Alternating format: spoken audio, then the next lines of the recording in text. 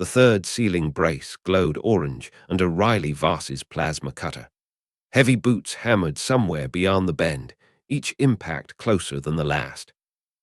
Vorak 9 pressed one palm against the sealed conference room door and wondered why the only person standing between 12 council elders and a Garvani boarding unit was a human cadet carrying maintenance tools. 22 minutes earlier, he had been certain humans were harmless. Kepler Station's observation lounge had been quiet enough for Vorak to complain about coffee, shedding fur, and Riley's habit of smiling at species who considered exposed teeth a threat. Thor, her German shepherd, lay beneath her chair.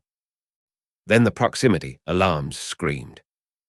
Vorak reached the viewport in time to see 12 angular ships lock around the station. The identification symbols turned his skin pale. Garvani. Their captain transmitted before security finished closing the bulkheads. Deliver the council delegation. Resist, and we will take them by force. Vorak knew the species well. 8 feet tall, heavily armored, and dangerous in confined spaces. Security reported 17 minutes to docking. Riley set down her coffee. That's specific, she said. What is? 12 ships, 12 boarding pods, 12 council elders. Vorak stared at her. She was already checking a wrist display. They're not here to burn the station, she continued. They need the delegation alive. A blast rolled through the deck. People ran toward shelters.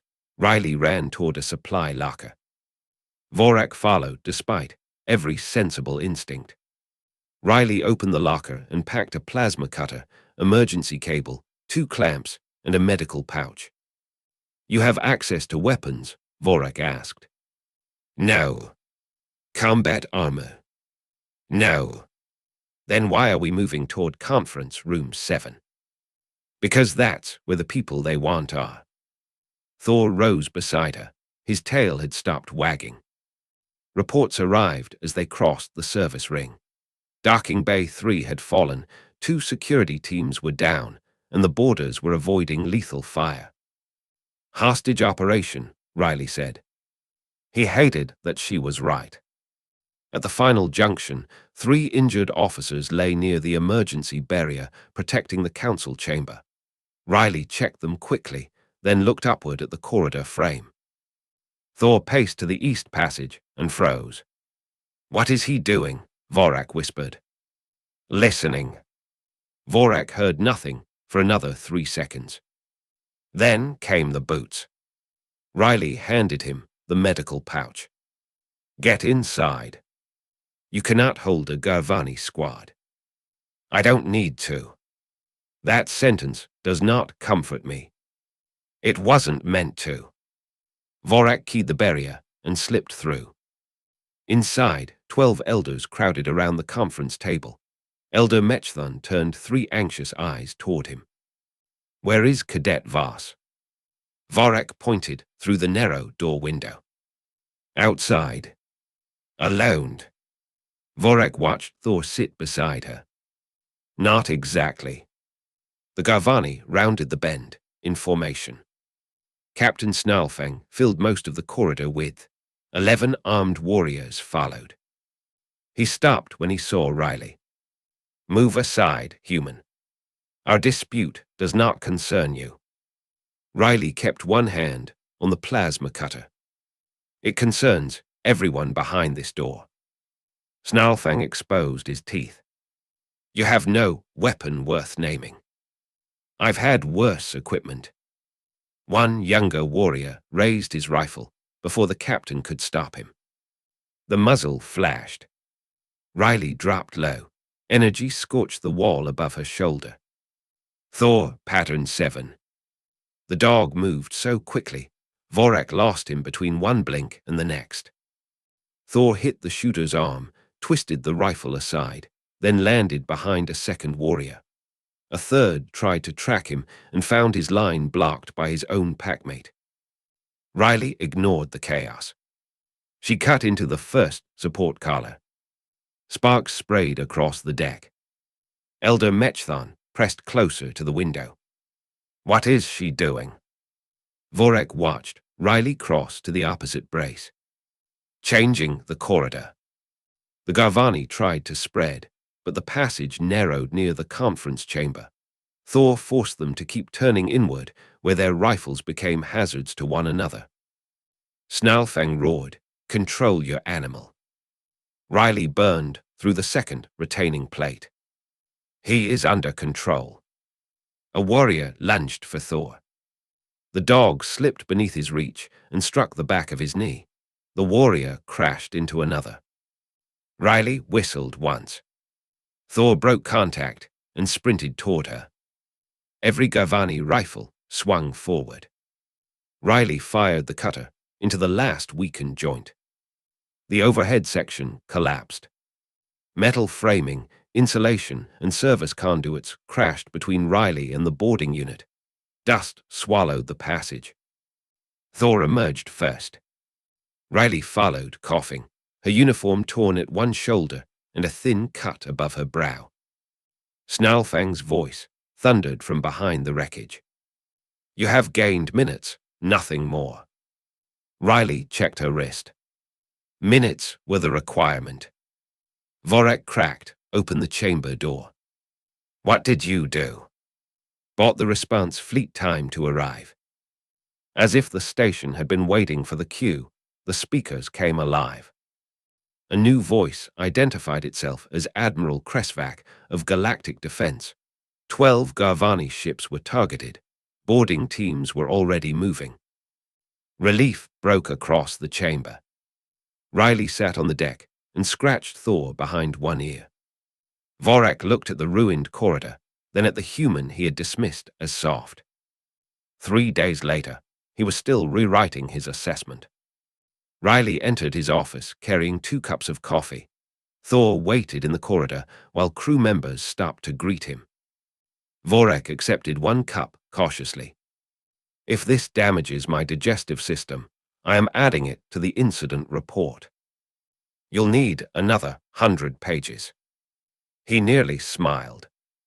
Elder Mechthon arrived before they could review the security footage.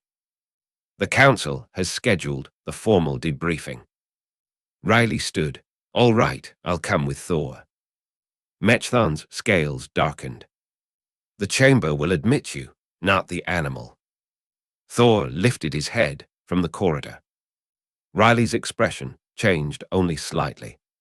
Why? Several elders remain uncomfortable around a predator species. He was comfortable enough for them when armed boarders were outside their door. The council appreciates his contribution. Contribution. Mechthon straightened. Cadet Voss, this is an official decision.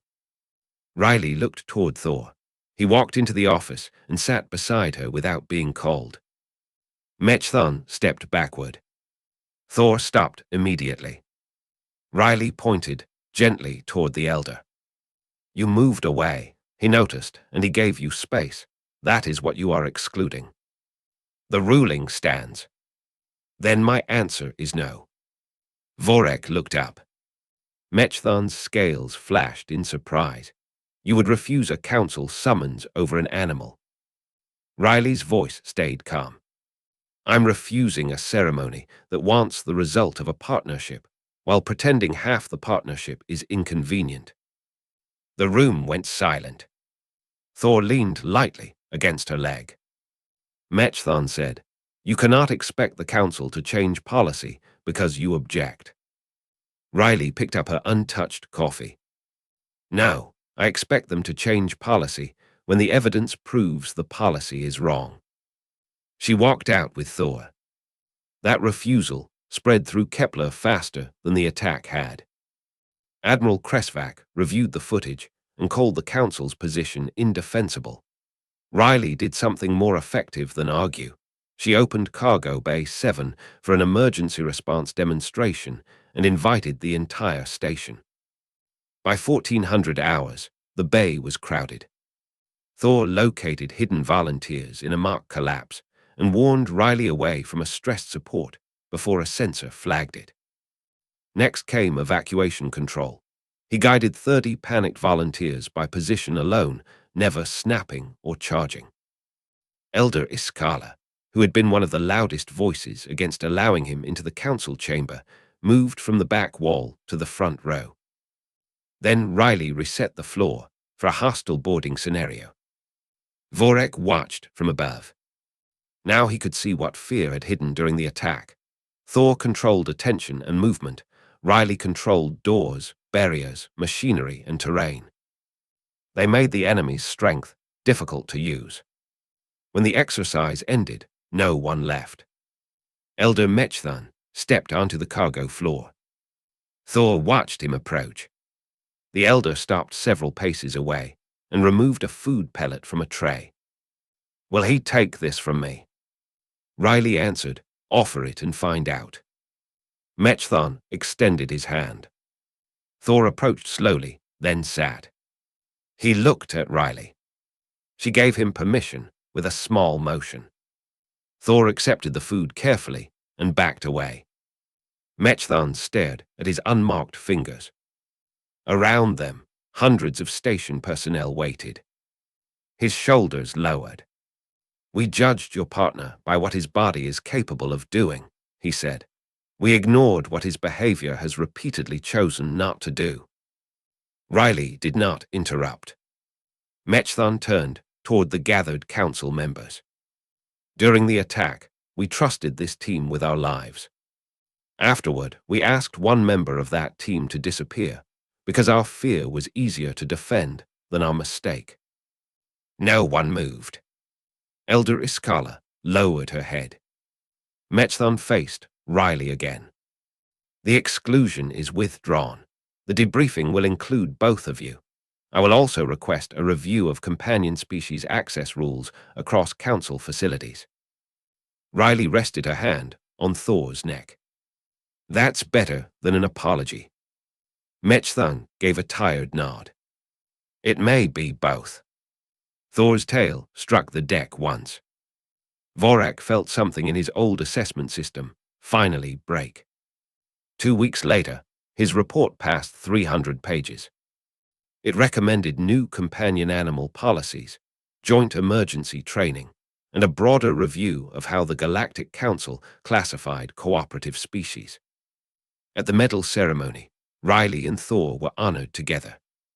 Thor wore his honor-reinforced collar and spent most of the ceremony watching a tray of treats near the stage. The Garvani never returned to Kepler Station. Captain Snarlfang was removed from active command and given a desk posting on an outer rim mining station. Vorak requested reassignment into the division devoted to human research.